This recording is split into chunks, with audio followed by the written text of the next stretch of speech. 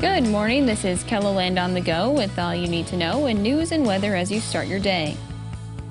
A mother on the Pine Ridge Reservation still doesn't have answers for what happened to her daughter 6 years ago. Larissa Lonehill went missing in 2016 after being dropped off at a party in Rapid City. She was only 21 at the time. Her mother just wants closure and hopes no one else has to feel the pain of losing a loved one. Watch out for your surroundings and just love and cherish your daughters, your loved ones, grandkids or whatever, because it is scary and you never know. The Rapid City Police Department set up a reward for anyone with information on Larissa's whereabouts. Leon Lakota was a firefighter for the Oglala Sioux tribe, loved riding his bike, and was always there to help and support his family.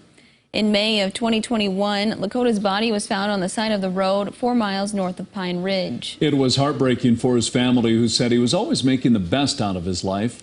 Digital reporter Jasmine Jackson spoke with Lakota's niece and looks at where the case stands with federal authorities with this story on our MMIP South Dakota page right here on KELOLAND.com. Nearly 24 animals are on their way to new homes after they were taken from a Roberts County home last week. The Roberts County Sheriff's Office says it was part of a search warrant issued because the home was suspected of subjecting animals to cruel conditions. 8 dogs, 7 cats, 3 kittens, 3 sugar gliders, and 2 rabbits were seized. During the search, deputies found some of the dogs were 20 to 30 pounds underweight for their respective breeds and were left in the sun with no access to water. Turning to weather now with meteorologist Scott Mudd. Maybe a few degrees below normal, but not too bad of a day out there expected today, Scott. Oh, I don't think so. Starting with fog, western parts of eastern, southeastern KELOLAND, that will go away. We'll have some sunshine late this morning into the afternoon, if you don't already have sunshine, as temperatures will hit the 70s and 80s for highs. Brian will talk about a chance for rain later this week, coming up here in just a couple of minutes. Thank you, Scott. Last week, KELOLAND News was given an exclusive tour of Genesis Farms, a cannabis cultivation and production facility in Box Elder. Operations there extend beyond the typical indoor growing seen in many other businesses. We're also growing cannabis outdoors, where we harness natural sunlight. And as you can see, really nothing gets better than that. These plants grow much faster and bigger with natural sunlight. And we'll also put them in greenhouses where they're protected from many of the elements, and we anticipate we can save up to 80% in energy costs compared to an indoor grow. Genesis Farms says it plans to be the largest cannabis producer in the state. You can get a more detailed look at the operations in this KELOLAND.com original by Jacob Newton. Old windows in Mitchell are getting a creative upgrade. The Mitchell Area Arts Council of the Arts is asking people to design artwork to be turned into window clings for a downtown building. They're hoping this project lets residents and visitors leave their creative touch on the community. We want to make sure that this is open, not just to Mitchell, but if you're a tourist that you're stopping into Mitchell to visit our Corn Palace, you can stop over and pick up a packet at the chamber office. We've got the library, 401 Create. All 3 of those locations will have those packets. The deadline to submit artwork is September 16th. Sioux Falls Parks and Recreation offers hundreds of activities during every season of the year. Monday morning, more than a dozen girls spent an hour on the basketball court learning the basics of the game at Kenny Anderson Community Center. Sioux Falls resident Katie Hardigan appreciates what Parks and Rec has to offer families.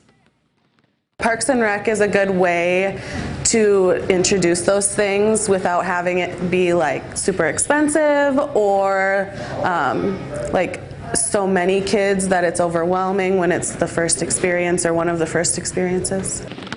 The basketball clinic wraps up this morning. We've provided a link with a complete list of activities offered by Sioux Falls Parks and Rec under this story right here on KELOLAND.com. The Denny Sanford Premier Center is announcing a new concert for this winter. Brantley Gilbert and Five Finger Death Punch will take the stage in Sioux Falls on December 10th. The concert will be a genre crossover concert, as Gilbert is a country artist and Five Finger Death Punch is a heavy metal band. Concert will also include special guest Corey Marks. Tickets will go on sale this Friday for the December 10th concert. That's a look at some of our top stories. Now let's get one last look at your weather with meteorologist Brian Karstens. Brian? All right, weather today. Nice out there. Temperatures in the 70s and low 80s. I think really good for just enjoying some outdoor weather if you're going to be out and about today. Maybe at the Turner County Fair. Looks fine with a light east-southeast wind in that location. We're expecting those numbers a little warmer in northwest South Dakota, maybe a couple low 90s up around Buffalo. Tonight, dry skies for most of us. If we get any showers in the region, there could be a few near Sisseton or north. I will say that on Wednesday, we see the numbers climbing a little bit hotter. There could be a few low 90s popping up, especially in Phillip. And then we'll see if the late day thunderstorm chances come back to the picture here, as you see there indicated on Futurecast. And then we're going to expand some of these rain chances east river on Thursday into Friday, as we have a developing upper level low that's going to come out of Manitoba. And that low pressure center is going to sink right down into northern and eventually central Minnesota. And see, as a result of that, your late Thursday afternoon rainfall map looks like that. It does include parts of eastern South Dakota. And then if you don't get much rain out of that, well, we could recycle this into Friday, and especially the radar picture lights up more so in the afternoon or into the early evening. So that's going to be kind of the situation, the diurnal cycle or night and daytime fluctuations with rainfall. I would even say Saturday, that thing's still spinning around, so not impossible to see a little of that as we kick off the weekend. 78 today, Mitchell in your forecast, 78 in Yankton. The 7-day numbers really not too bad. We don't see anything too hot here, just some low 80s Wednesday, Thursday. And then once that system gets here, it should be effective at dropping the numbers into the 70s. And we'll keep those 70s at least through Sunday. And Aberdeen will be about on the same path of that. I'd like to keep the rain chance at least at 50%. If you are in, say, Millbank or Watertown or Marshall, Minnesota, the chances of rain are even higher, probably at least 60 to 70%. Pierre, you head west, and then the rain chances will go down. They are there Wednesday night into Thursday, but at this point, just given what we're seeing right now, Friday, Saturday will keep you dry, and that's also true in the Black Hills, but not as warm either. It looks like 78 on Friday and 82 on Saturday.